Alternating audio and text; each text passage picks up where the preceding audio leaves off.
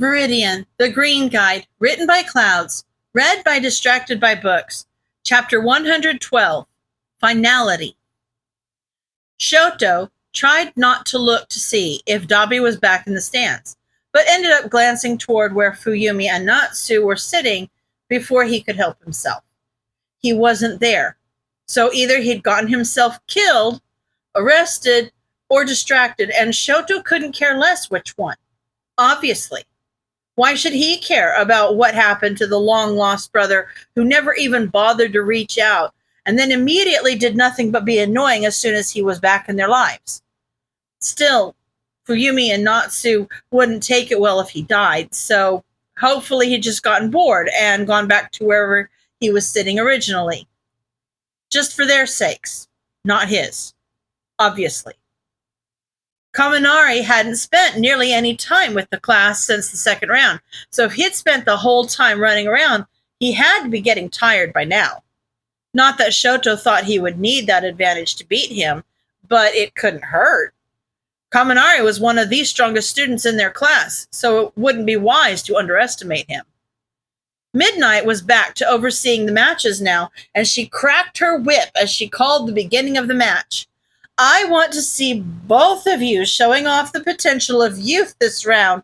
Is that clear? Begin! Right off the bat, Shoto started with an ice attack, but Kaminari quickly melted his way out with just the heat of his electricity. This needed to be a ranged fight, and Shoto wasn't an idiot, so he'd made sure that he wasn't carrying any metal when he walked out onto the field, taking away any opportunity for Kaminari to be able to use his magnetism to bring him back into close range.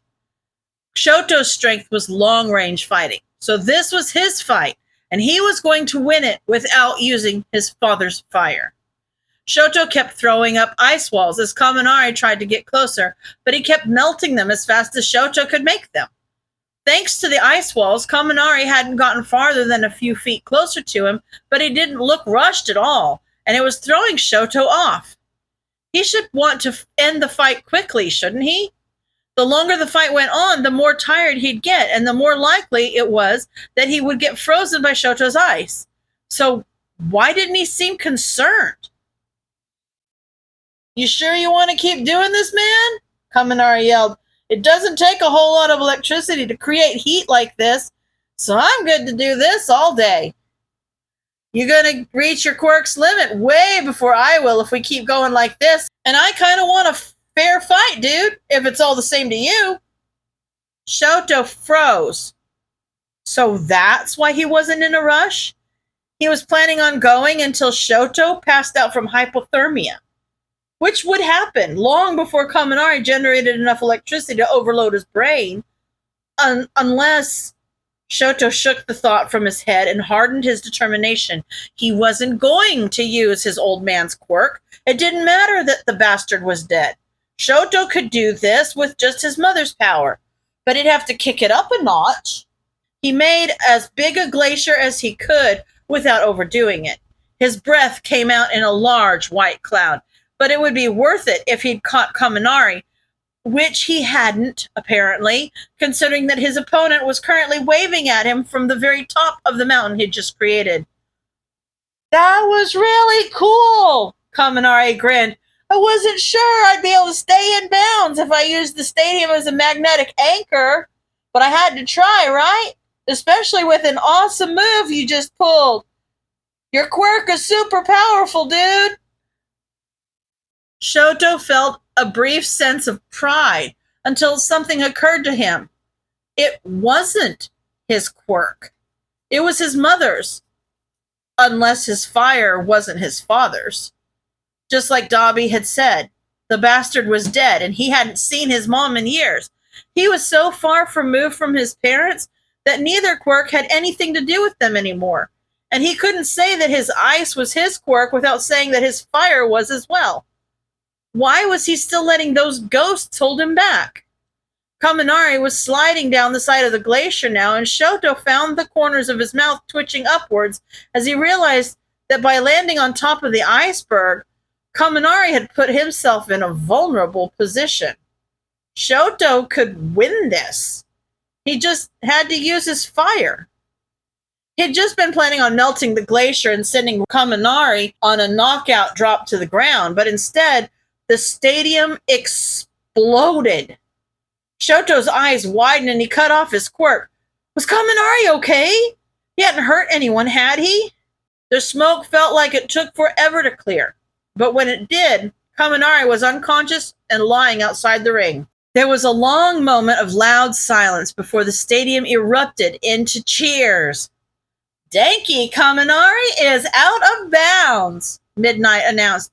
Shoto Todoroki wins the sports festival. Shota tugged at his collar as Netsu pulled aside the curtain leading to the stage. This is going to be a nightmare. Netsu's smile was tight. Yes, it is. You remember how to spin the events, correct? Shota nodded, and Netsu walked through the gap in the curtains. Shota followed close behind alongside several other heroes and teachers. The assembled reporters were already shouting questions, but they ignored them as they sat down at the long table. Netsu cleared his throat, and after a minute, the reporters calmed down enough for them to begin. I have invited you here tonight to answer your questions about the incident that occurred this afternoon during the first year sports festival. Netsu began, conveniently forgetting to mention that there had been at least 3 separate incidents at the least. After the attack at the USJ, we had been expecting such a move and were more than prepared with enough security and heroes to be able to withstand such an attack. A reporter's hand shot up. So it was the same villains that attacked the USJ? It was the group that announced themselves that the USJ is the League of Villains, yes. Shota answered. However, their numbers were decimated during the previous attack, and they only sent 2 members, planning on using their powerful quirks to cause as much destruction as possible before fleeing. As said previously, we were prepared for such a move, and were able to capture both villains quickly before they became a threat to the stadium as a whole. But you still chose not to evacuate, another reporter accused. Why?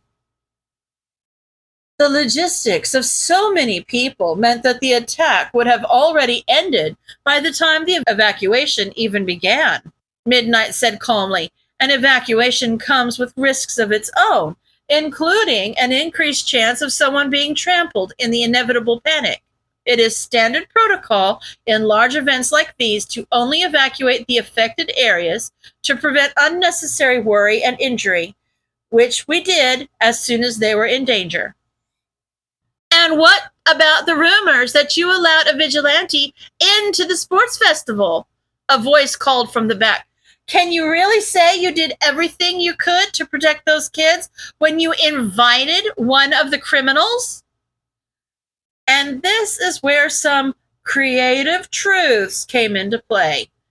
For both their PR and to keep Viridian from being even more of a target than he already was, it was best to minimize his role in the attacks at worst, and completely eliminate him from the narrative at best. Shota took a calming breath. While it is true that a vigilante was allowed to attend, we did not know he was a vigilante at the time. Confused mutterings erupted until Netsu raised his voice above the crowd. The vigilante in question goes by the name of Dabi and was simply a petty informant before today, when he assisted heroes and was integral in the takedown of the villain called Tomura Shigaraki. And is Dabi in custody as well? One of the reporters asked. Yes, he was apprehended at the same time as Shigaraki, Rocklock answered. However, due to the fact that Shigaraki was not brutally injured, and as gratitude for his assistance, as well as his status and training as the son of a former pro hero, he will be enrolled in the Vigilante Rehabilitation Program and trained to receive his license at the next round of licensing exams. The crowd went crazy, just as they'd planned. Making Dabi's identity known was a risk, but the scandal of it would take at least some of the heat off UA and let them weather the storm more effectively. Shota didn't wait for the roar to die down before he started talking. When he arrived at the sports festival, Dobby, or as you may have heard of him, Tuya Todoroki, was simply attending to support his little brother, Shoto Todoroki. This was why he did not set off any red flags as a vigilante. Quite simply, he had not committed any acts of vigilantism prior to today. They were immediately barraged with a million questions about Endeavor and his family, and no one thought to ask about the other vigilante that had snuck onto campus, so no one mentioned him. Shota just hoped the kid was safe. He was good at disappearing, and had gone radio silent the minute he left, but Kaminari assured him that his problem child was fine. So he just had to keep protecting him as best he could, just like he always did. He could find the kid, hopefully. Kachan obviously knew more than he let on, and Kaminari could probably be persuaded to slip up and give them some more hints, if necessary. But the biggest hint was that Shota was 90% sure that the kid had called him from his personal phone. So if they could track the number... Another question pulled him from his thoughts.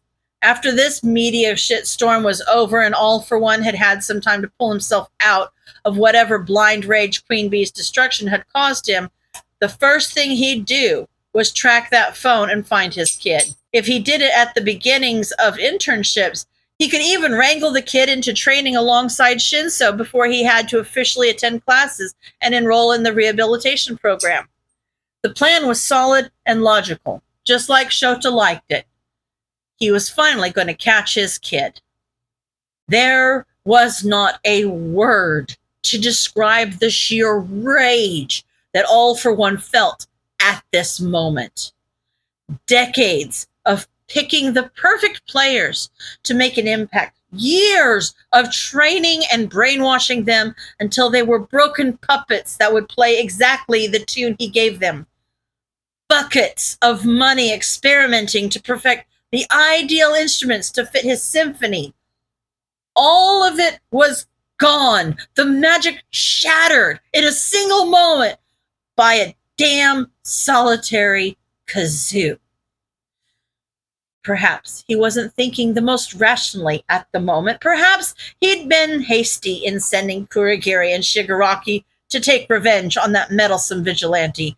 And perhaps he'd been throwing somewhat of what lesser men would call a tantrum when he'd annihilated the doctor and the rest of the Nomu. But he had lived long enough that he had watched the world burn and rebuild itself from the ashes even stronger, so there was no reason he could not do the same. But first, he had to eliminate the stupid, idiotic, headstrong, interrupting hooligan that he should have killed when he'd first started even hinting at causing problems. It was not a mistake he would make again. Viridian might have taken away everything else, but All for One still had his reputation and his resources. All for One picked up his phone and dialed the broker. That boy would regret ever making an enemy of the symbol of evil. Jiran picked up on the second ring. Sensei, to what do I owe the honor? How much to arrange a kidnapping? All for One let his rage seep into his voice, and he could almost feel Jiran's terror on the other side of the phone. I want to hear Viridian scream when I kill him. End of chapter.